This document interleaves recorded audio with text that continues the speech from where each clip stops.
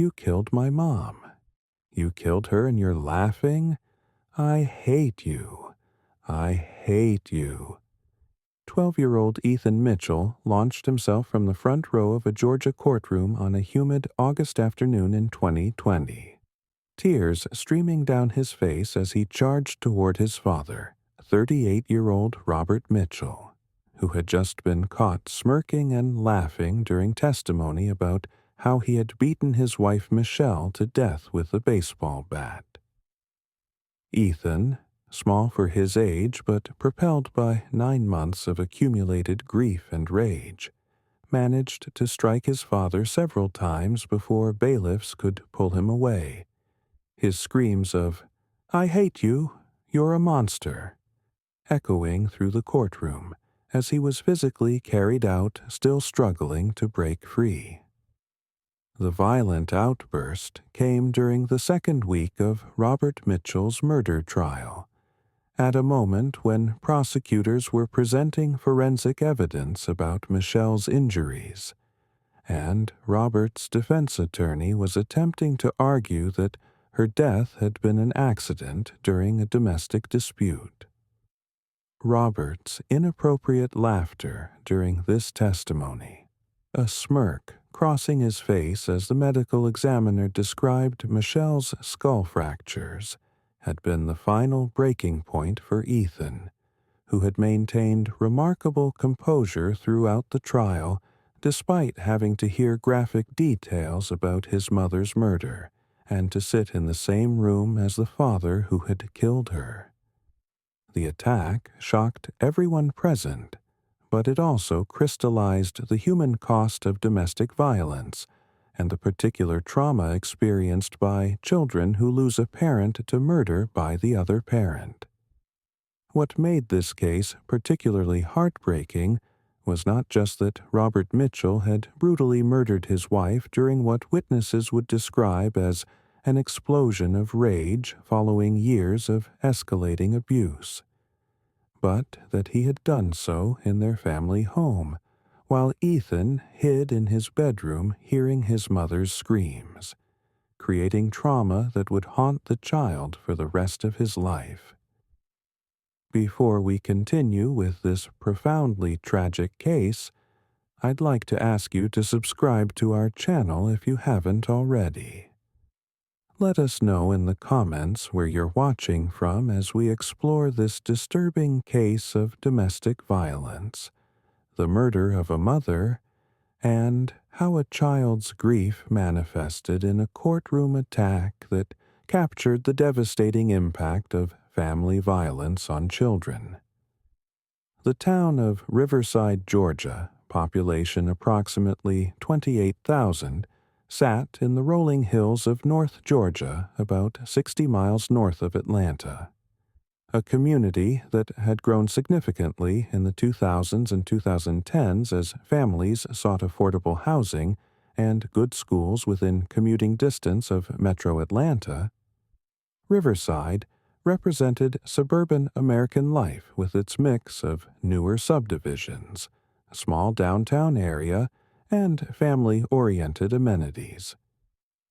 The local economy centered on small businesses, with many residents commuting to Atlanta for work while raising families in Riverside's quieter, more affordable environment.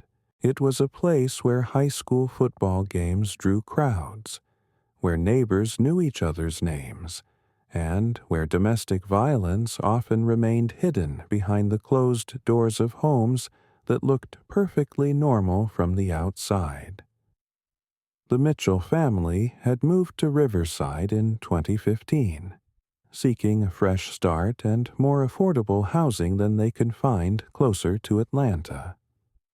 Robert Mitchell worked in construction management, while Michelle Mitchell had been a part-time administrative assistant at a dental office, arranging her hours around their son Ethan's school schedule.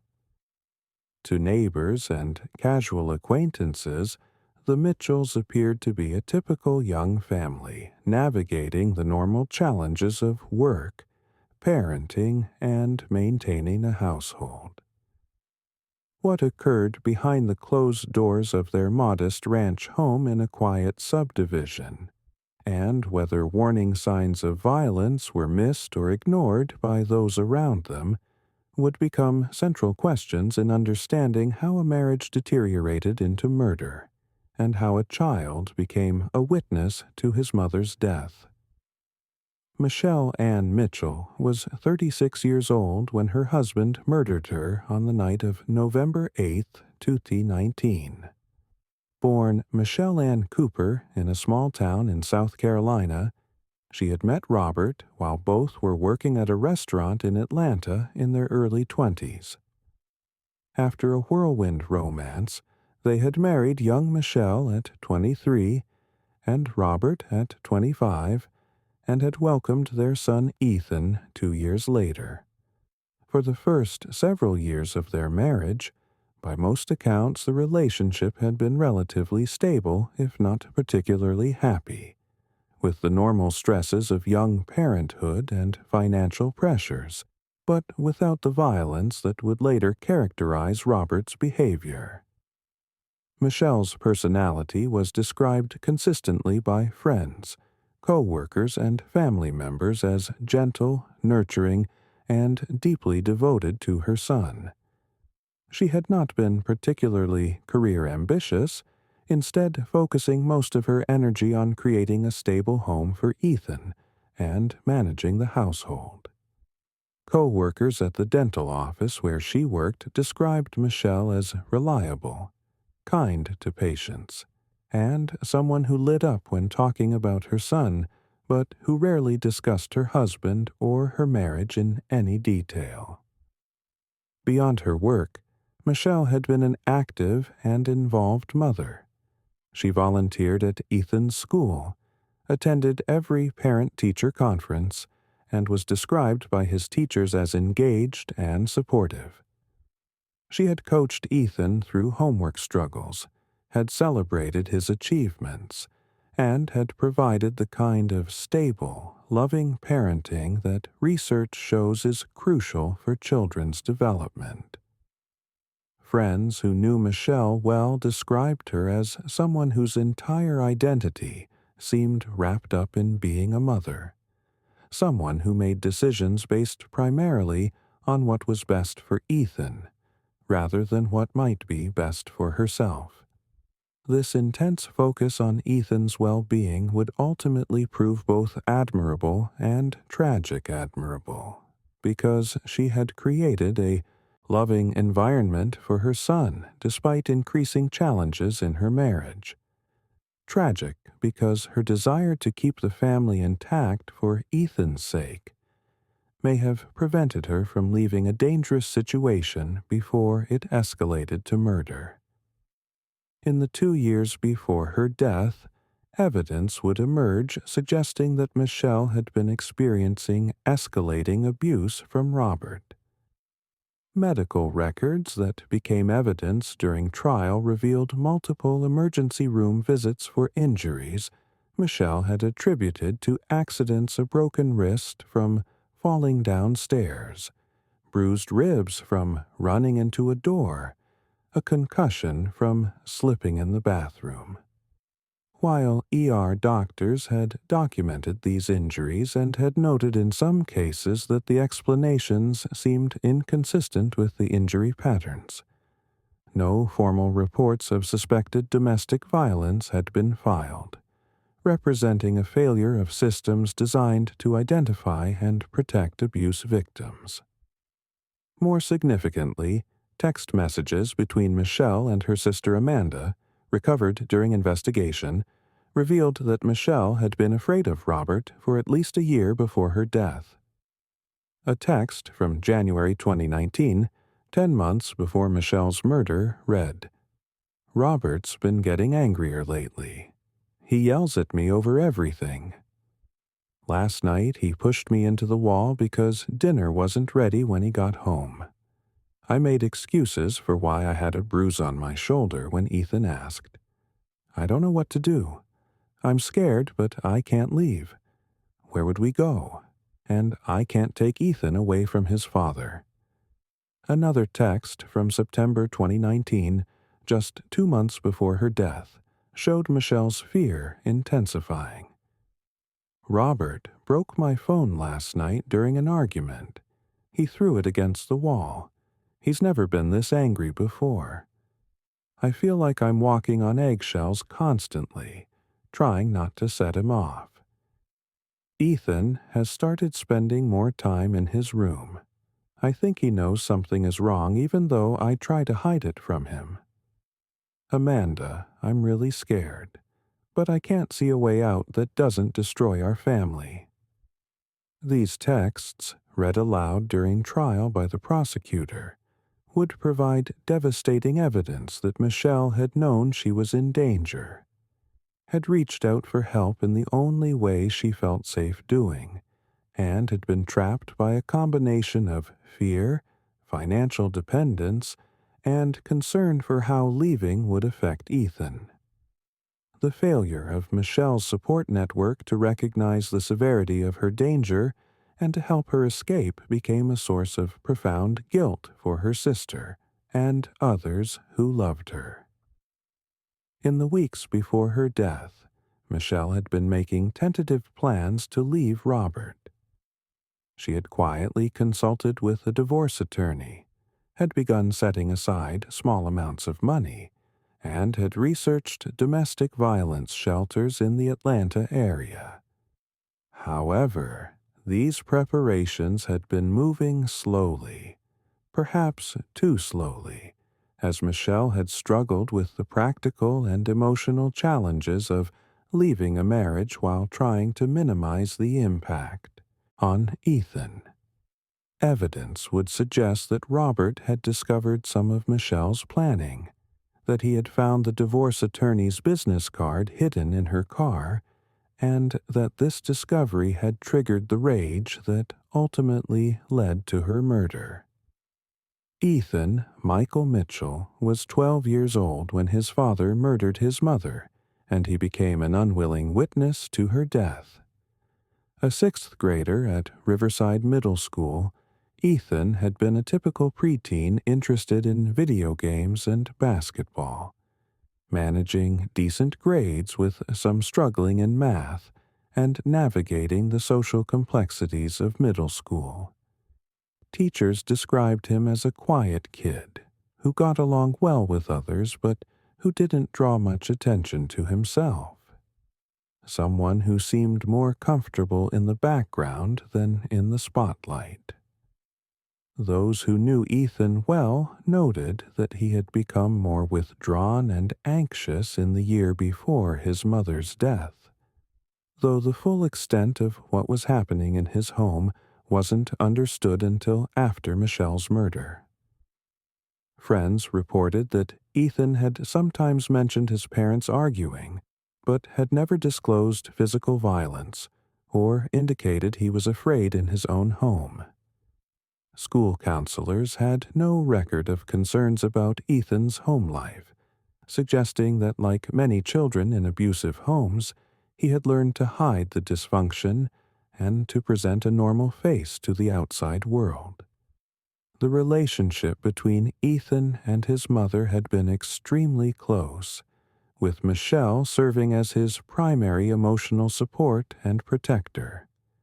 Ethan had confided in his mother about school challenges, had trusted her to handle problems, and had viewed her as the stable, reliable presence in his life.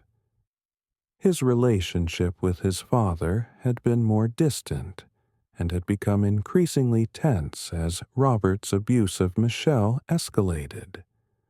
Friends would later report that Ethan had sometimes mentioned being afraid to make Dad angry, and had described walking quietly in the house when his father was home to avoid drawing attention.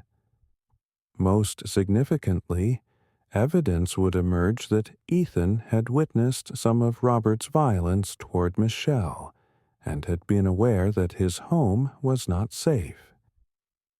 His journal, discovered by investigators after Michelle's death, contained entries that documented his growing fear and his desperate desire to protect his mother while feeling powerless as a child to actually keep her safe. An entry from May 2019, 6 months before Michelle's murder, read, "Dad yelled at Mom again tonight. He grabbed her arm really hard and I could see red marks. Mom saw me watching and told me to go to my room. I heard her crying later. I don't know what to do. I want to help her, but I'm scared of Dad when he's angry. I wish we could just leave and go live somewhere else where Dad couldn't hurt Mom anymore." Another entry from October 2019, less than a month before Michelle's death, revealed Ethan's awareness of the danger and his feelings of helplessness. "I heard Mom on the phone with Aunt Amanda. She was crying and saying she's scared. I think she wants to leave Dad, but she's worried about money and about what Dad would do. I wish I was older and bigger so I could protect her. I feel like I should do something, but I don't know what. I tried to ask Mom if she was okay, and she just hugged me and said everything would be fine. But I know she was lying. I'm scared something really bad is going to happen." These journal entries, read aloud during trial by prosecutors, would reduce even hardened court personnel to tears, and would provide heartbreaking evidence of a child's awareness of danger, combined with his complete powerlessness to prevent the tragedy he sensed was coming. The trauma of knowing his mother was in danger, of feeling responsible for protecting her while lacking any capacity to actually keep her safe, would become central to understanding Ethan's psychological state both before and after Michelle's murder. Robert James Mitchell was 38 years old when he murdered his wife. Born and raised in suburban Atlanta, Robert had come from a working-class background and had entered the construction industry after high school, gradually working his way up to a management position. Co-workers described Robert as competent at his job, but difficult to work with someone who had a temper, who could be verbally abusive to subordinates, and who had been involved in several workplace conflicts that had required HR intervention. However, his technical competence and his ability to manage complex projects had kept him employed despite his interpersonal challenges. Robert's personality, as it would be revealed through investigation and testimony, was characterized by need for control, volatile temper, and complete inability to take responsibility for his actions. Multiple witnesses would describe patterns of behavior showing Robert needed to dominate situations and relationships, reacted with disproportionate anger when challenged or when things didn't go his way, and consistently blamed others for problems he created.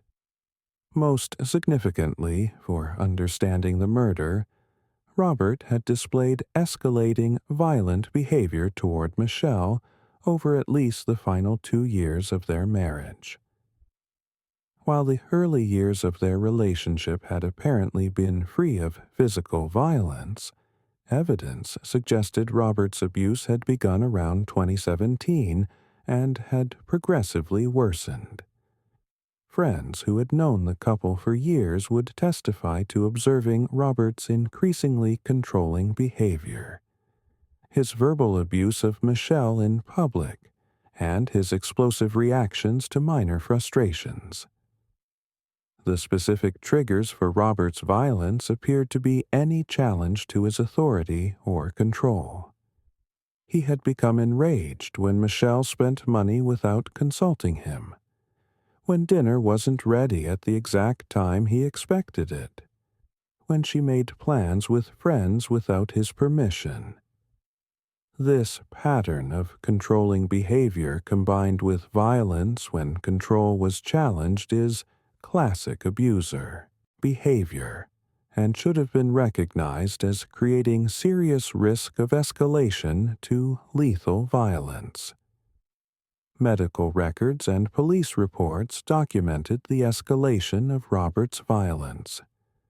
Police had been called to the Mitchell home 3 times in the 2 years before Michelle's murder, twice for noise complaints from neighbors who heard arguing, once for a domestic disturbance call when Michelle's injuries had been visible to a friend who called 911. In each case, Michelle had declined to press charges, had minimized the violence, and had told officers she wanted to work things out with her husband. This pattern, victims declining to prosecute their abusers, is extremely common in domestic violence cases, and reflects the complex web of fear, financial dependence, and misplaced hope that keeps victims trapped in dangerous relationships. Perhaps most revealing of Robert's mindset were statements he had made to co-workers and friends in the months before Michelle's murder. Multiple witnesses would testify that Robert had expressed anger that Michelle was getting ideas about leaving, that he had stated, "She's not going anywhere," and that he had made veiled threats about what would happen if she tried to divorce him. One particularly chilling statement, reported by a co-worker who testified during trial, came from October 2019. "Michelle thinks she can just take my son and leave me. She's got another thing coming. If she tries to leave, she'll regret it. I'll make sure of that." These statements, which demonstrated premeditation and specific threats toward Michelle, should have been taken more seriously by those who heard them. The failure of people in Robert's life to recognize these statements as serious threats and to warn Michelle or contact law enforcement became another missed opportunity to prevent her murder. The evening of November 8, 2019, began as a Friday night in the Mitchell household, with no apparent indication that it would end in murder. Robert had worked his normal construction management job and had arrived home around 6 p.m. Michelle had been off work and had picked Ethan up from school, helped him with homework, and was preparing dinner when Robert arrived. According to Ethan's later testimony and evidence gathered at the scene, the evening had started normally enough, with the family eating dinner together in what had become their typical tense but not openly hostile routine. What occurred in the Mitchell home between approximately 8 p.m. and 9:30 p.m. on November 8, 2019, would be reconstructed through multiple sources: Ethan's traumatic witness testimony, forensic evidence, neighbors' accounts of what they heard, and ultimately Robert's own confession. The sequence of events revealed a murder that grew out of an argument over Michelle's plans to leave, escalated through Robert's explosive rage, and culminated in brutal violence that a terrified child heard but was powerless to stop. According to Ethan's testimony, after dinner, he had gone to his bedroom to play video games, a Friday night routine that his parents allowed. Robert and Michelle had been in the living room, and their conversation had gradually increased in volume until Ethan could hear them arguing through his closed bedroom door. While he couldn't make out specific words initially, the tone had been angry and confrontational, different from the typical tension that characterized their interactions. Around 8:30 p.m., according to Ethan's account and forensic timeline reconstruction, the argument had become more heated.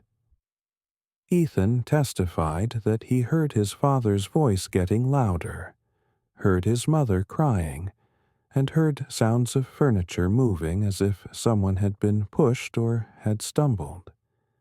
Scared, but not yet terrified, Ethan had quietly opened his bedroom door to listen, trying to determine if his mother was okay and if he needed to intervene despite his fear of his father. The confrontation that would end in Michelle's death centered on Robert's discovery of the divorce attorney's business card that Michelle had hidden in her car.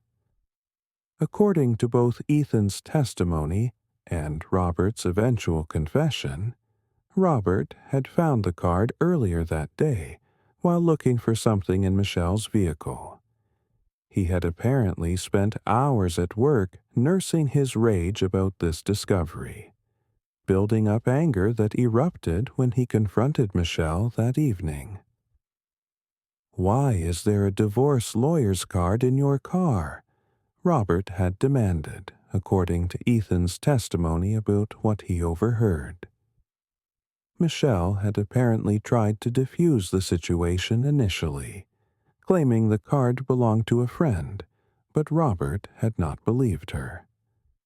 The argument had escalated quickly, with Robert accusing Michelle of planning to leave him and steal his son, with Michelle eventually admitting that, yes, she had consulted an attorney, that she was afraid of Robert, and that she needed to leave for her own safety and for Ethan's well-being.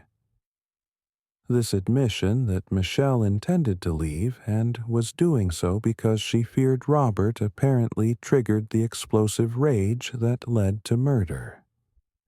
According to Ethan's devastating testimony, his father had screamed, "You're not taking my son anywhere. You're not leaving me," followed by sounds of physical struggle, Michelle screaming for Robert to stop, and then the sounds that would haunt Ethan for the rest of his life repeated impacts of something hard, striking something solid, and his mother's screams gradually becoming weaker until they stopped entirely. Ethan, frozen in terror in his bedroom, had heard his mother being beaten to death while being unable to help her. He had wanted to run out and try to stop his father, but fear had paralyzed him. He had wanted to call 911, but his phone was in the living room where his parents were. He had simply stood in his doorway, tears streaming down his face, listening to his mother die while feeling completely powerless to save her. The actual murder, as reconstructed through forensic evidence and Robert's confession, had been brutally violent. Robert had grabbed a baseball bat, Ethan's own baseball bat, from his room, and had struck Michelle repeatedly with it as she tried to defend herself and tried to flee. The medical examiner would later testify that Michelle had sustained at least 15 blows to her head, face, and body, that she had attempted to protect herself with her arms, resulting in defensive fractures, and that she had likely remained conscious for several minutes before the accumulating head trauma caused death. The scene, documented through crime scene photographs and investigator testimony, showed a living room that had been transformed into a site of horrific violence. Blood spatter on walls and furniture told the story of Michelle's desperate attempt to escape, and Robert's pursuit of her through the room as he continued striking her. Michelle's body had been found on the floor near the front door, suggesting she had been trying to reach the exit when the final fatal blows were delivered. After Michelle had stopped moving and was clearly dead or dying, Robert had apparently stood over her body for several minutes trying to process what he had done. Ethan, still frozen in his bedroom doorway, had heard his father breathing heavily, had heard him talking to himself, though Ethan couldn't make out the words, and then had heard his father begin crying not tears of remorse for his victim, but tears of self-pity for the situation he had created for himself. Eventually, according to Ethan's testimony, Robert had walked down the hallway toward Ethan's bedroom. Ethan had quickly retreated into his room and had locked his door, terrified that his father would kill him too. Robert had tried the doorknob, had called Ethan's name, but Ethan had remained silent, pressed against the far wall of his room, shaking with fear. Robert had eventually walked away, and Ethan had heard him go into the bathroom, heard water running as Robert apparently cleaned blood from his hands and clothes. What happened next revealed Robert's consciousness of guilt and his attempts to establish a narrative that would minimize his responsibility. Rather than calling 911 immediately after the murder, Robert had spent approximately 30 minutes staging the scene and preparing his story. He had placed the baseball bat back in Ethan's room, had changed out of his blood-soaked clothes into clean ones, and had positioned Michelle's body in a way that he apparently thought would support his eventual claim that she had fallen during their argument. Only after completing this staging did Robert call 911 at approximately 9:42 p.m. The call, recorded and later played during trial, captured Robert's attempt to sound panicked and distressed. "My wife, she's not breathing. We had an argument and she fell and hit her head. She's not waking up. Please send help." The dispatcher had kept Robert on the line while dispatching emergency services, asking questions about Michelle's condition and about what happened. Robert's responses during this call would later be analyzed by experts who noted that his breathing patterns and vocal quality suggested controlled performance rather than genuine panic, that he showed more concern about establishing his narrative than about whether his wife might be saved, and that he made statements clearly designed to support a claim of accidental death rather than accurate reporting of what had actually occurred. Riverside Police Department officers arrived at the Mitchell residence at 9:49 p.m., finding a scene that immediately contradicted Robert's claim of an accidental fall. The extensive blood evidence, the pattern of injuries visible on Michelle's body, and the clear signs of violent struggle all indicated homicide rather than accident. Paramedics confirmed that Michelle was deceased, with injuries far too severe to have resulted from a simple fall. While officers were securing the scene and beginning their investigation, Ethan remained locked in his bedroom, still terrified and traumatized by what he had heard. Officers eventually heard him crying and convinced him to open his door. When they found him, Ethan was shaking, barely able to speak, and showed obvious signs of severe psychological trauma. He was immediately placed in the care of a victim advocate while investigators worked to understand what had occurred. The investigation that followed combined traditional detective work with forensic analysis and would ultimately be straightforward in establishing Robert's guilt given the physical evidence and Ethan's traumatic witness testimony.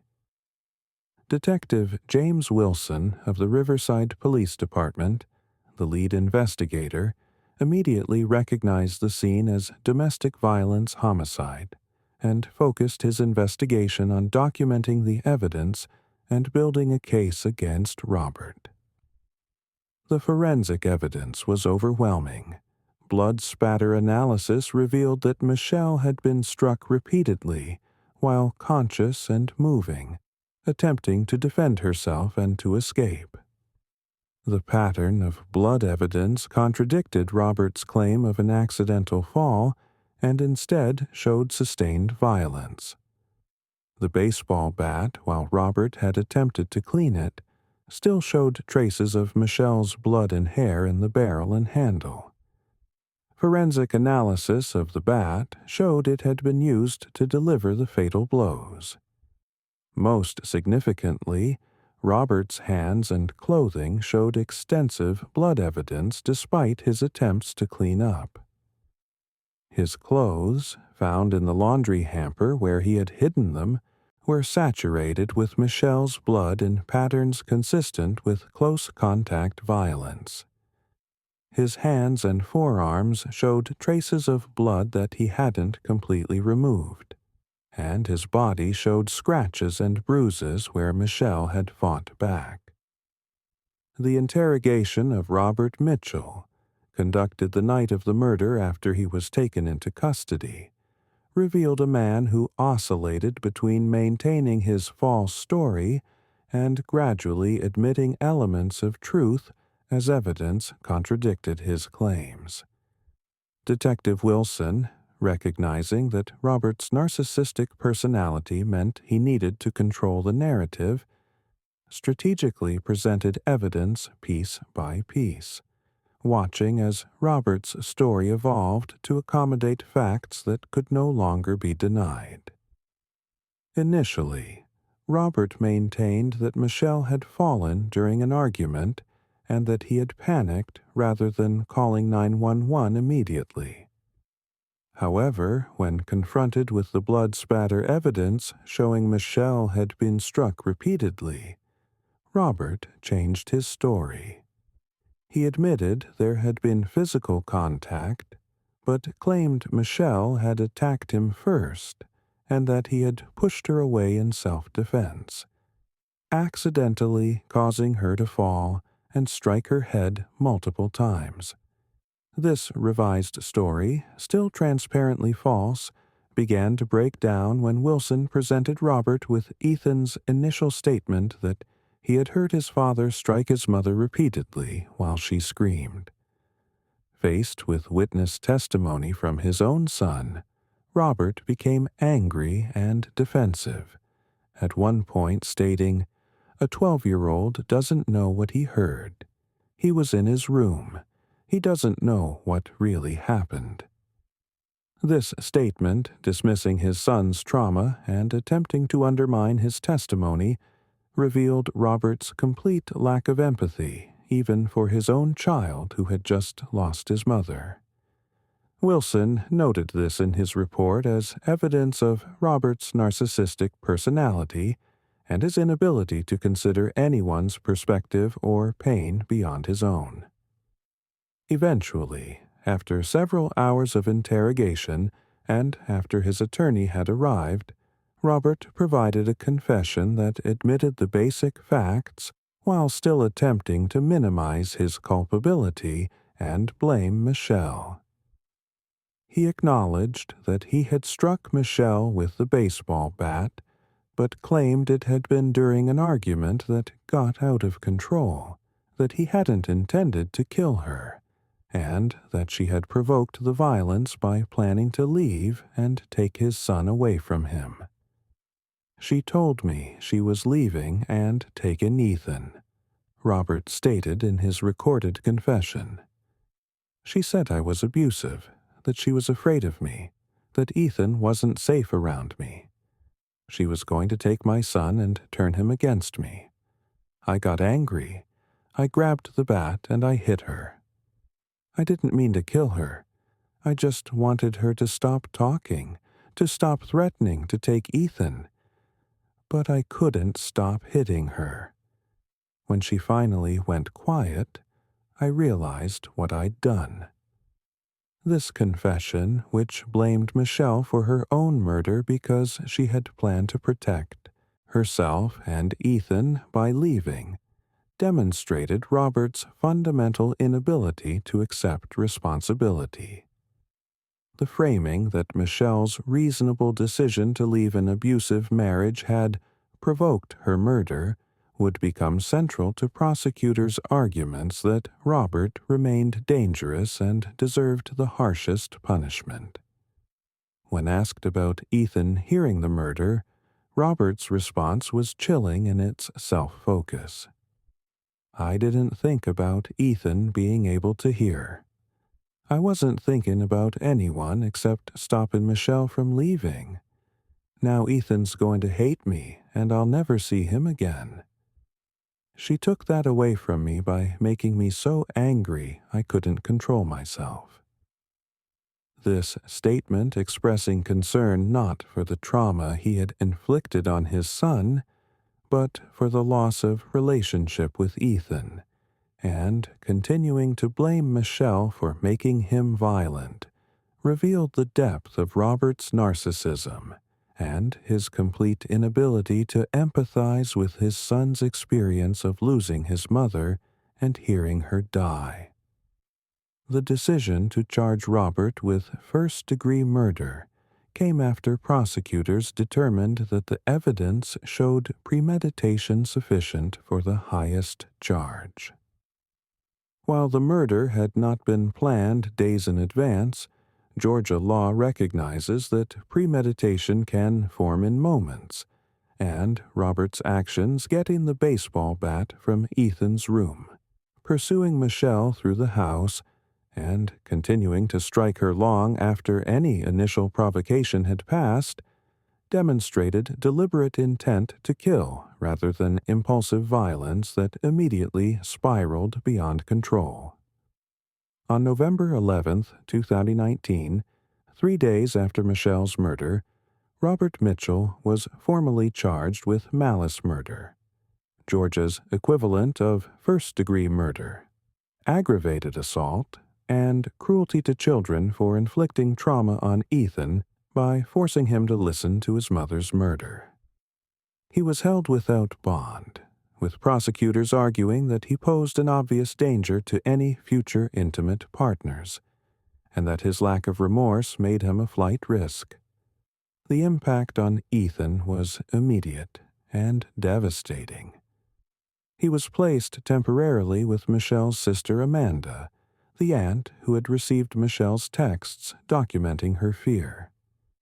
Ethan was barely functional in the days after his mother's death, suffering from nightmares, refusing to eat, and alternating between numbness and uncontrollable crying.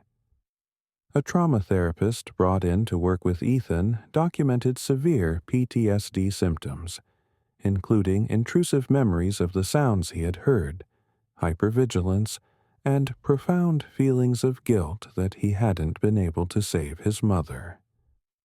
Most heartbreaking were Ethan's statements to his therapist about feeling that he had failed his mother. "I heard her screaming, and I didn't help her," Ethan said in one session. "I was scared of Dad, but I should have run out there anyway. I should have tried to stop him or called 911 or done something. Mom died, thinking I wasn't there for her. She died alone because I was too scared to help her. This survivor's guilt, the crushing weight of believing he bore responsibility for failing to prevent something he had no actual power to stop as a 12-year-old child, would require years of therapy to address and would fundamentally shape Ethan's psychological development. The trial of State of Georgia versus Robert Mitchell began on July 13, 2020, in Forsyth County Superior Court before Judge Patricia Anderson. The 8-month delay between the murder and trial, compressed compared to many cases, reflected prosecutors' desire to move forward expeditiously, given the strength of their evidence and their awareness that prolonged delay increased Ethan's trauma. The case had attracted regional media attention, given the domestic violence context and the fact that the victim's child had witnessed the crime. Jury selection proved challenging, with potential jurors expressing difficulty remaining objective about a case involving domestic violence murder witnessed by a child.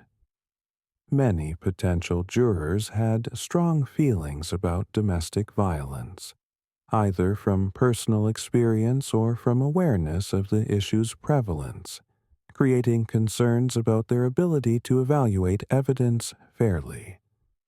After 2 weeks of careful examination, a jury of 9 women and 3 men was seated, all of whom had affirmed their ability to consider the evidence fairly despite the case's emotional difficulty. Lead prosecutor Sarah Matthews opened the trial by immediately contextualizing the murder within the broader pattern of domestic violence and abuse. Ladies and gentlemen, this case is about power and control. Robert Mitchell needed to control his wife Michelle.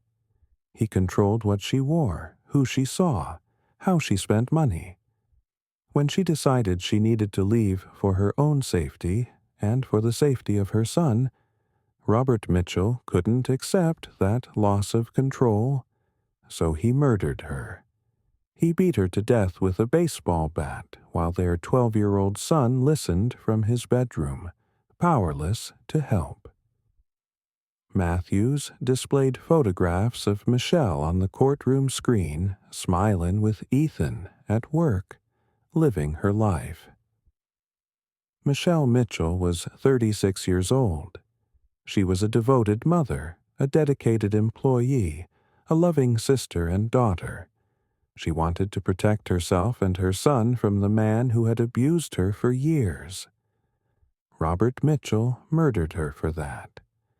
The evidence will show you a pattern of escalating abuse, Michelle's attempts to escape, and Robert's decision to ensure that if he couldn't have her, no one would. We will ask you to find Robert Mitchell guilty of malice murder. Defense attorney Michael Torres faced the enormous challenge of defending a client who had confessed and whose violence had been witnessed by his own son. Torres's opening strategy focused on arguing for a lesser charge than malice murder, claiming the killing had occurred during a heated argument without the premeditation required for first-degree charges. Members of the jury, you are going to hear about a terrible tragedy. Michelle Mitchell is dead, killed by her husband during a terrible argument. This is not in dispute. But what you must determine is whether this was premeditated murder, or whether this was a terrible loss of control in the heat of passion. The evidence will show that Robert and Michelle had a troubled marriage, that they argued frequently, and that on November 8th an argument escalated beyond what anyone anticipated. Robert reacted with terrible violence that he now deeply regrets. But this was not calculated murder. This was a tragedy resulting from a destructive relationship dynamic. This defense strategy, essentially conceding guilt while arguing about the degree of murder and attempting to share blame with Michelle for the troubled marriage, was Torres's only viable approach given the evidence. However, prosecutors would effectively demonstrate that the sustained nature of the attack, Robert's pursuit of Michelle through the house, and his continued striking her long after she was incapacitated, all indicated deliberate intent to kill. The prosecution's case unfolded over 2 weeks, with witnesses and evidence creating a comprehensive portrait of abuse, escalation, and brutal murder. The testimony began with Michelle's sister Amanda, who described the texts she had received documenting Michelle's fear and Michelle's struggle to find a way to leave safely. Michelle was terrified of Robert, Amanda testified through tears. She sent me texts saying she was scared, that Robert's anger was getting worse, that she didn't feel safe. She wanted to leave, but she was worried about money, about where they would go, about how Robert would react. She told me she was afraid he would kill her if she tried to leave. And that's exactly what he did. This testimony established the context of abuse and fear that had characterized the months before Michelle's murder. Other witnesses' friends, co-workers, neighbors described observing Robert's controlling behavior, Michelle's injuries that she explained as accidents, and the increasing tension in the Mitchell household. Medical personnel who had treated Michelle's previous injuries testified about the pattern of trauma consistent with ongoing abuse. An emergency room doctor described treating Michelle for broken ribs in March 2019, noting in his testimony that her explanation of falling while carrying groceries was inconsistent with the fracture pattern, and that he had suspected but couldn't prove domestic violence. The forensic evidence presentation provided clinical but devastating testimony about the nature of Michelle's death. Dr. Robert Chen, the medical examiner who performed Michelle's autopsy, testified that she had sustained at least 15 distinct blows from the baseball bat, that multiple skull fractures had caused massive brain trauma, and that she had likely been conscious and aware for several minutes as the beating continued. Michelle Mitchell's injuries show a sustained, brutal attack, Dr. Chen explained. She attempted to defend herself, as shown by the fractures on her arms where she raised them to protect her head. She was moving, trying to escape, as evidenced by the pattern of injuries and the blood evidence throughout the room. This was not one blow in anger that accidentally caused death. This was repeated. Deliberate violence continued well beyond the point necessary to incapacitate the victim. She died from the accumulated trauma of numerous blows delivered over several minutes. The testimony about the crime scene and the blood spatter analysis provided additional evidence contradicting any claim of accident or single impulsive act. Forensic expert Dr. William Harris walked the jury through the blood evidence, using diagrams and photographs to show Michelle's path through the living room as she tried to escape, and Robert's pursuit of her while continuing to strike her with the bat. The blood spatter pattern shows that Michelle was struck at least 15 times in multiple locations throughout the room, Dr. Harris testified. She was moving, attempting to flee, and the perpetrator followed her and continued the attack. This is not consistent with a single blow during an argument that accidentally caused death. This is consistent with sustained, intentional violence. Perhaps the most powerful and difficult testimony came from Ethan himself. Now, 12 years old and living with his aunt, Ethan had been dreading this moment for months. His therapist had worked with him to prepare, and prosecutors had carefully explained what he would be asked and why his testimony was important. But nothing could truly prepare a child for the trauma of describing his mother's murder in a courtroom while his father sat just feet away. Ethan took the stand wearing his school clothes, looking small and scared in the witness chair. Prosecutor Matthews approached him gently, establishing basic background before moving to the night of November 8th.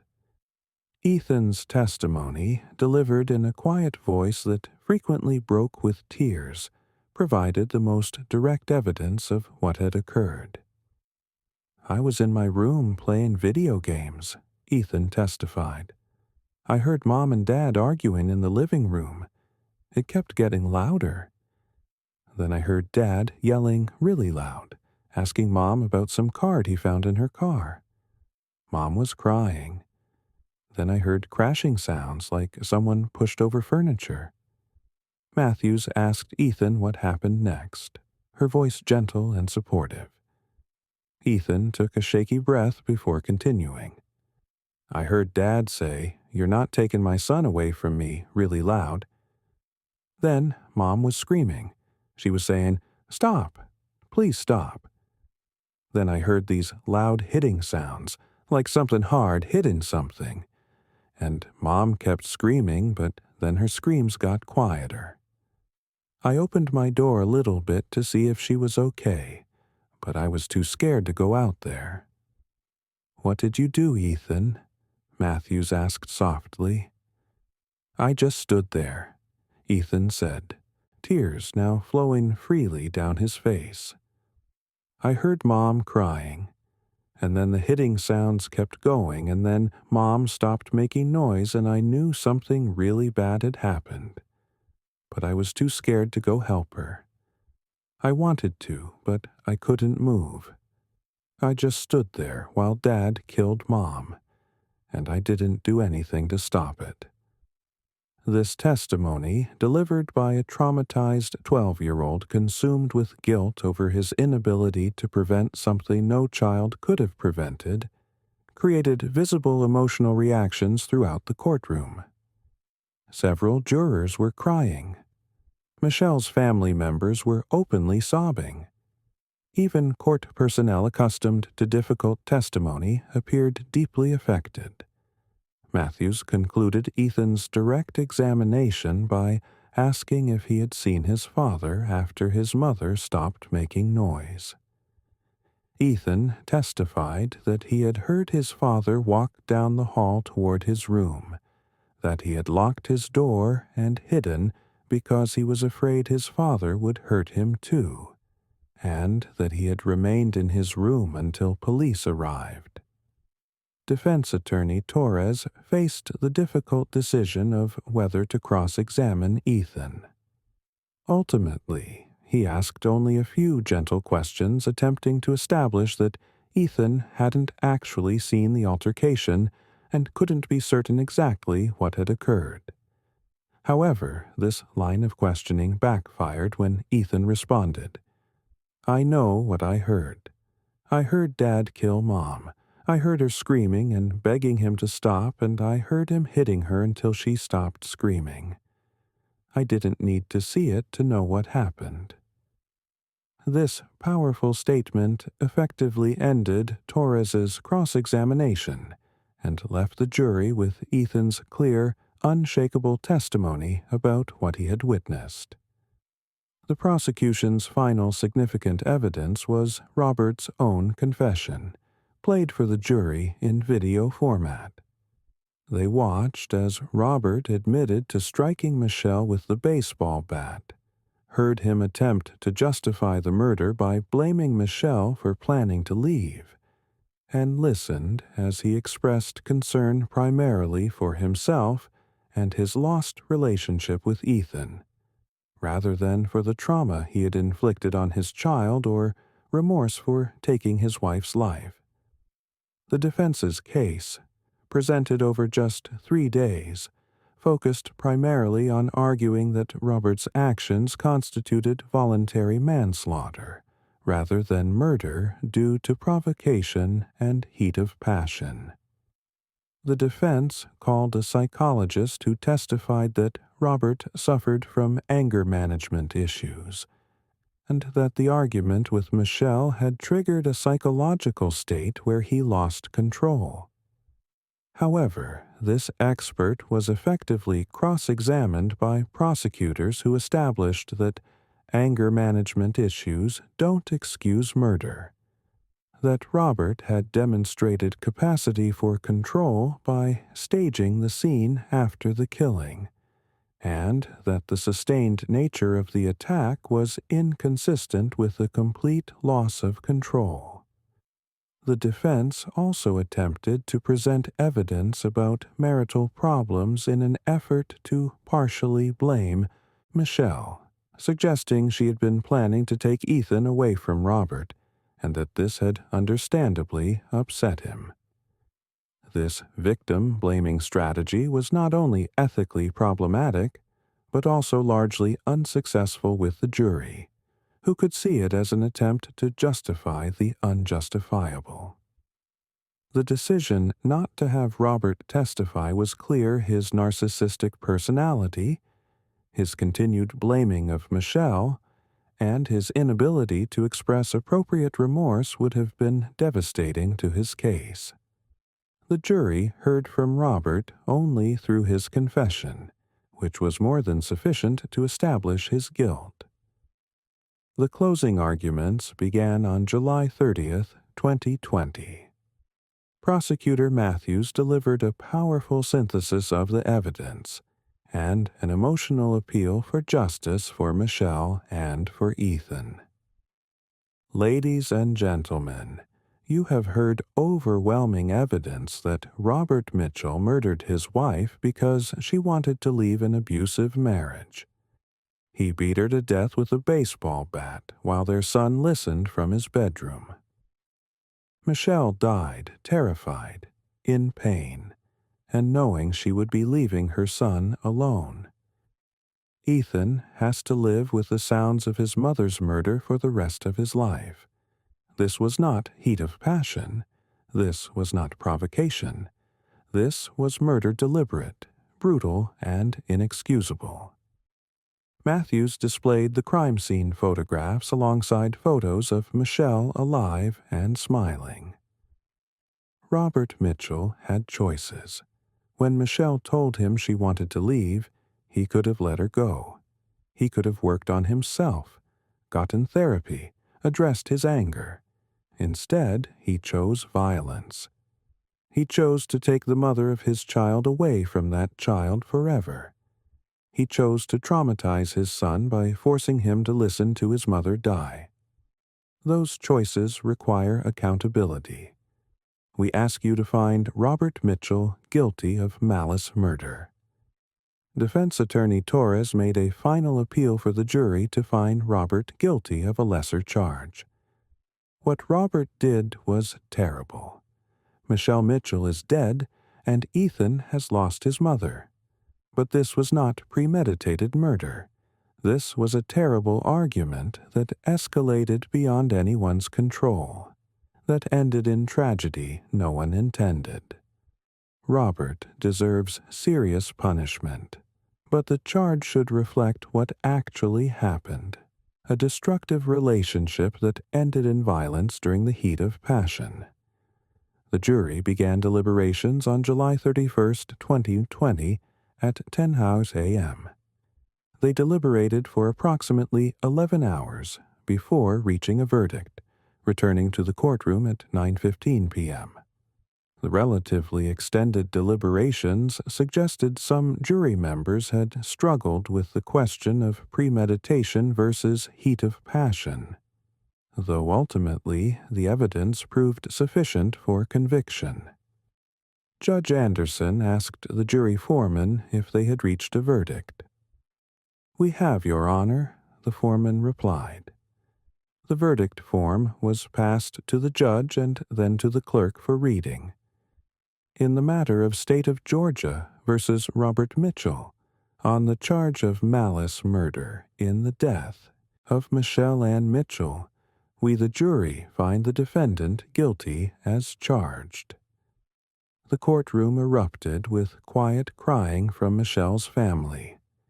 Ethan, sitting between his aunt Amanda and his therapist, showed little visible reaction. He appeared numb, emotionally exhausted by the trial process.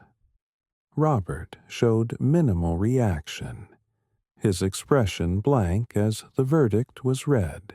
The jury also found Robert guilty on the charges of aggravated assault and first-degree cruelty to children for the trauma inflicted on Ethan. These additional convictions meant Robert faced mandatory life in prison with possibility of parole after 30 years on the murder conviction, plus additional time for the other charges. The sentencing hearing was scheduled for August 24, 2020, providing 3 weeks for preparation of victim impact statements and sentencing recommendations. Those 3 weeks gave Ethan time to process the verdict.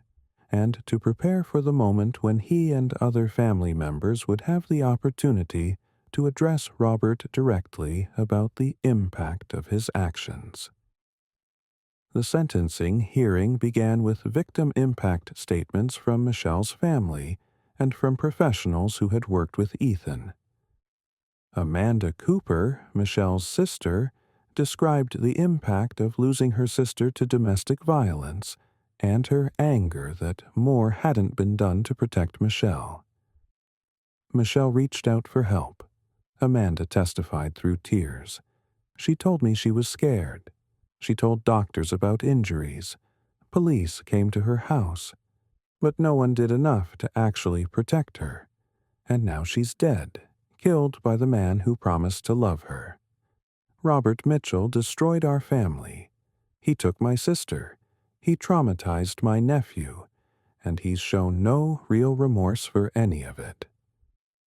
Ethan's therapist provided a statement describing the severe trauma Ethan had experienced and the long-term impact of witnessing his mother's murder. Ethan suffers from severe PTSD. He has nightmares about the sounds he heard. He feels crushing guilt that he didn't stop his father despite being unable to do so as a child. He has lost trust in adults to keep him safe, has difficulty forming attachments, and struggles with intrusive memories. The trauma Robert Mitchell inflicted on his son will affect Ethan for the rest of his life. Throughout these statements, Robert's demeanor remained inappropriate. He showed minimal emotional response, occasionally appeared to be suppressing smiles or smirks, and at one point was observed rolling his eyes during his son's therapist's testimony about Ethan's trauma. This behavior did not go unnoticed by Judge Anderson or by members of Michelle's family sitting in the gallery. Most significantly, prosecutors asked Ethan if he wanted to provide a victim impact statement directly addressing his father. Ethan, after considerable thought and discussion with his therapist, decided he wanted to speak. What followed was one of the most powerful victim impact statements in recent legal history. A traumatized child confronting the father who had murdered his mother and destroyed his childhood. Ethan approached the podium, looking small and scared but also determined. He had prepared written remarks but spoke from the heart, looking directly at his father as he spoke. "You killed my mom," Ethan began, his voice shaking but clear. "I heard you kill her. I heard her screaming and begging you to stop, and you didn't stop. You kept hitting her until she died. I was so scared. I wanted to help her, but I couldn't. I was just a kid, and I was scared of you." Robert's expression began to shift, discomfort or perhaps irritation crossing his face as his son continued. Ethan took a breath and continued, his voice growing stronger. "Mom loved you. She tried so hard to make you happy, to keep you from getting angry. She walked on eggshells around you, and it was never enough. You hurt her over and over, and when she finally decided to leave to protect both of us, you killed her. You took her away from me forever." Ethan's voice broke with emotion, but he continued. "I hate you. I hate you for what you did to Mom. I hate you for making me listen to her die. I hate you for destroying our family. You're not my dad anymore. My dad would have protected Mom, not killed her. You're just a murderer, and I hope you spend the rest of your life in prison thinking about what you took from Mom and from me." As Ethan finished his statement and turned to walk back to his seat, something happened that would shock everyone present and would crystallize Robert's complete lack of remorse or empathy. Robert, still seated at the defense table, was caught by multiple witnesses smirking and then laughing, actually laughing, as his traumatized son walked past him after confronting him about murdering his mother. The reaction was instantaneous. Ethan, who had been walking back to his seat with his head down, looked up and saw his father laughing. Something inside the 12-year-old snapped. 9 months of grief, trauma, and rage culminated in a primal scream as Ethan charged toward his father. "You think this is funny? You think killing my mom is something to laugh about? I'll kill you," Ethan screamed as he launched himself toward Robert. Ethan was small for his age, but rage gave him surprising speed. Before bailiffs could react, he had reached the defense table and was striking his father, landing several punches to Robert's face and head before bailiffs pulled him away. Robert, caught completely off guard, had barely begun to react before Ethan was on him. The smirk vanished, replaced by shock and then fear as his son attacked him. "You murdered my mom. You're a monster. I hate you. You're laughing? You think this is funny? I hate you." Ethan continued screaming as bailiffs physically carried him away from his father, his small fists still swinging even after he was pulled free. The courtroom descended into chaos. Michelle's family members stood, some trying to reach Robert themselves before being restrained by additional bailiffs.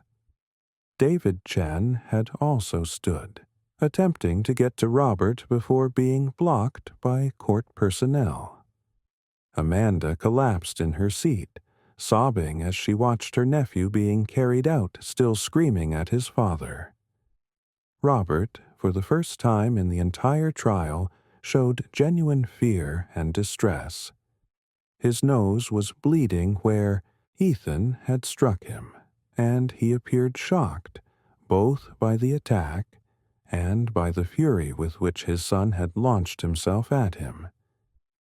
His attorney attempted to calm him while bailiffs positioned themselves protectively around the defense table. Judge Anderson ordered immediate recess and clearing of all spectators except essential personnel. Ethan was taken to a separate room where his therapist and aunt could comfort him. He was not placed in custody. Judge Anderson immediately recognized that the attack, while illegal, was a trauma response by a child who had been pushed beyond his breaking point by his father's callous laughter. After a 30-minute recess, Judge Anderson reconvened proceedings with enhanced security and with strict warnings that any further outbursts would result in contempt charges. The courtroom atmosphere was tense, with everyone still processing what had just occurred. Judge Anderson addressed what had happened with visible anger directed at Robert rather than at Ethan. "Mr. Mitchell, what just occurred was the direct result of your callous, inappropriate laughter at your son after he confronted you about murdering his mother. Your behavior throughout this trial has demonstrated a complete absence of remorse, a total lack of empathy, and a narcissistic focus on yourself rather than on the trauma you have inflicted. Your son's attack, while inappropriate, was a manifestation of 9 months of accumulated grief, triggered by your continued mockery of the pain you caused." The judge then proceeded with sentencing, her remarks reflecting both the legal requirements and her visible disgust at Robert's behavior. "Robert Mitchell, you have been convicted by a jury of your peers of malice murder, aggravated assault, and cruelty to children. The evidence showed that you beat your wife to death with a baseball bat while your son listened from his bedroom. You inflicted trauma on your child that will last his entire lifetime. And today, when that child confronted you with the impact of your actions, you laughed in his face. Judge Anderson's tone became more severe as she prepared to impose sentence. I have presided over this court for 18 years. I have sentenced murderers, child abusers, and the most violent criminals our society produces. But I have never encountered a defendant who showed such callous disregard for the suffering he caused, such complete absence of human empathy as you have demonstrated. Your laughter at your traumatized son's victim impact statement is one of the most cruel acts I have witnessed in my courtroom. The judge then pronounced formal sentence. Robert Mitchell, for the malice murder of Michelle Ann Mitchell. This court sentences you to life imprisonment with possibility of parole after 30 years. For the aggravated assault, this court sentences you to 20 years to run consecutively. For the first-degree cruelty to children, this court sentences you to 20 years to run consecutively. Your total sentence is life plus 40 years. You will be eligible for parole consideration at age 108, assuming you live that long. Effectively, you will die in prison, and that is exactly what you deserve. Judge Anderson concluded with words that captured the case's full dimensions. You destroyed your family completely. Michelle is dead. Ethan has trauma that will affect him forever. You have forfeited any claim to being called a father, any claim to consideration or mercy. Your behavior today, laughing at your son, eliminated any doubt that maximum sentencing is appropriate. You are a danger to anyone who might be unfortunate enough to enter into a relationship with you, and society requires permanent protection from you. As Robert was led from the courtroom to begin serving his life sentence, his expression showed a mix of shock and self-pity that suggested he still couldn't fully grasp that he alone was responsible for the destruction of his family. The courtroom remained largely silent, except for the sounds of Michelle's family crying tears of grief for Michelle, tears of rage at Robert, and tears of concern for Ethan, who had been pushed to violence by his father's callousness. The aftermath of Robert Mitchell's sentencing created multiple ripples through the community and the justice system. Ethan faced no criminal charges for his courtroom attack, with prosecutors, Judge Anderson, and child welfare advocates all recognizing that charging a traumatized 12-year-old who had attacked the father who murdered his mother would serve no purpose and would only compound his trauma. Judge Anderson issued a formal statement explaining her decision not to pursue charges. Ethan Mitchell has suffered more than any child should endure. He lost his mother to violence, was forced to listen to her murder, and then had to endure a trial where he confronted his father about these actions. When Robert Mitchell laughed at his son's pain, that was the final straw that broke this child's ability to maintain composure. Ethan's response was wrong, but it was understandable and forgivable given the extraordinary circumstances. He needs therapy and support, not criminal charges. The decision was widely praised by trauma experts, child advocates, and victims' rights organizations who recognized that Ethan had been pushed beyond reasonable limits by his father's behavior. The case prompted discussions about how courts can better protect child witnesses from additional trauma during proceedings, and about whether defendants who show contempt toward victims' families should face additional consequences. Robert began serving his effective life sentence at a maximum security facility in Georgia, where prison records indicated he remained a difficult inmate who complained constantly about his treatment, showed no genuine remorse for his crimes, and expressed anger about his sentence rather than accepting responsibility for his actions. Psychological evaluations continued to document his narcissistic personality features and his complete inability to empathize with Michelle's terror or Ethan's trauma.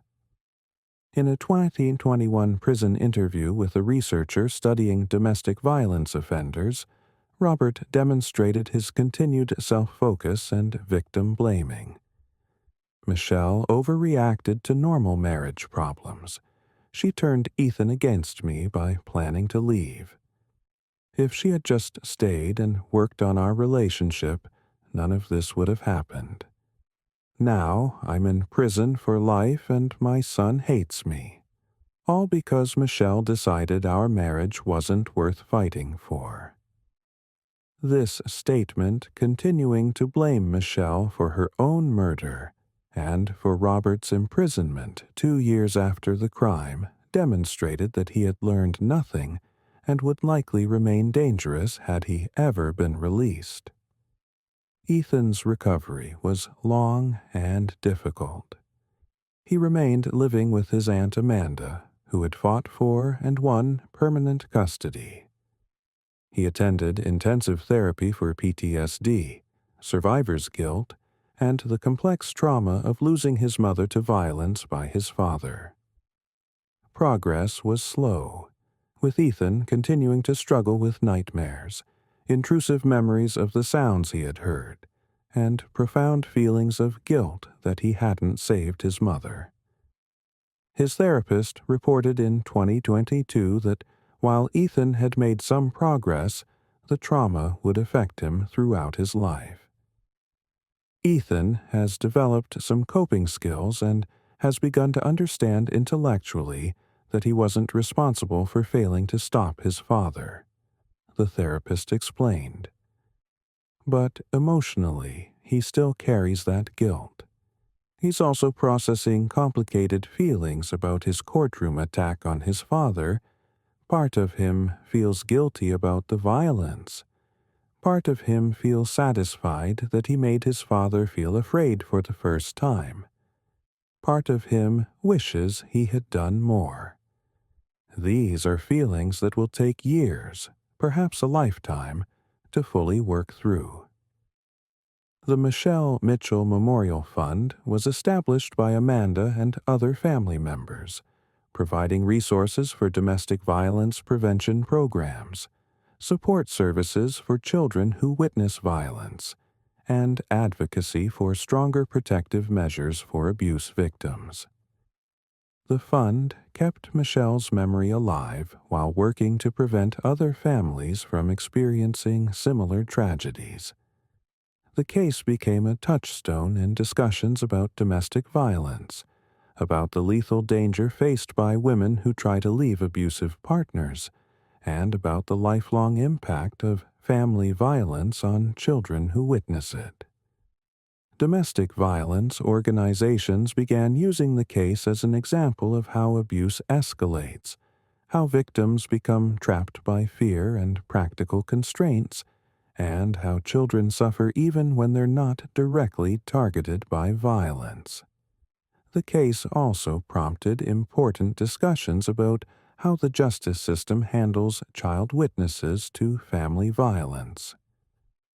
Trauma experts noted that Ethan had been forced to testify in detail about the worst night of his life while sitting feet away from the father he feared, that he had to endure months of delays while his trauma remained unaddressed, and that the system had provided inadequate protection from his father's continued psychological abuse through his courtroom behavior.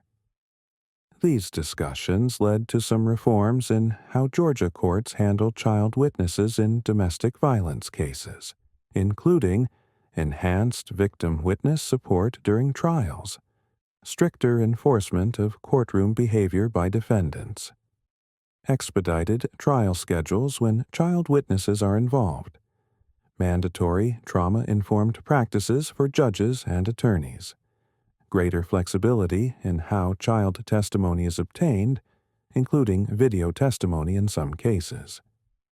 The courtroom attack by Ethan became one of the most discussed examples of how defendants' behavior can trigger violent responses even from children, and how the justice system must balance maintaining order with recognizing that traumatized victims and their families sometimes reach breaking points when confronted with their abuser's continued callousness.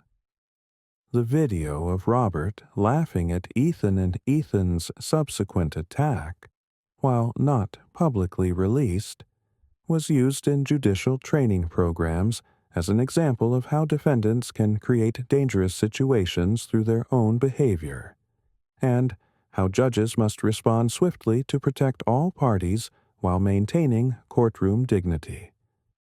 As of 2024, Robert Mitchell remained incarcerated, having served 5 years of a sentence that would require him to live to 108 before becoming eligible for parole.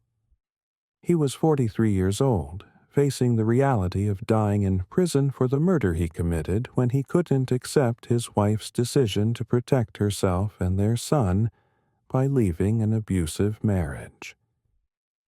Ethan, now 17 years old, was preparing to graduate high school and planning for college. Achievements that would have made his mother proud, but that were shadowed by her absence. He continued in therapy, continued processing the trauma of November 8, 2019, and continued working through his complicated feelings about the father who destroyed his family and the mother who died trying to protect him. The tragedy of the Mitchell case stood as a stark reminder of domestic violence's devastating impact, particularly on children who witness it. Michelle had died trying to leave an abusive marriage. Ethan had been traumatized by hearing his mother's murder, and Robert had destroyed everything through his need for control and his violent response when that control was challenged. The courtroom where Robert was sentenced and where Ethan attacked him continued to handle criminal cases, though Judge Anderson later said the Mitchell case was one of the most emotionally difficult she had presided over in nearly 2 decades on the bench. The image of a 12-year-old boy, consumed by grief and rage, attacking his father after that father had laughed at the boy's pain, haunted everyone who witnessed it, and served as a powerful reminder that some tragedies create wounds, that legal proceedings can never fully heal. Robert's laughter at Ethan's victim impact statement, coming in the moment he should have been expressing remorse and taking responsibility, became emblematic of the narcissism and cruelty that characterizes many domestic violence offenders. His inability to feel empathy, even for his own traumatized child, demonstrated why he could not be allowed to remain in society where he might harm future partners. Ethan's attack, while illegal and traumatic for him, was understood by everyone involved as the breaking point of a child who had endured more than anyone should have to bear. His forgiveness and understanding by the justice system reflected recognition that trauma responses by child victims deserve compassion rather than punishment, and that the person truly responsible for the courtroom violence was the father whose callousness had triggered it.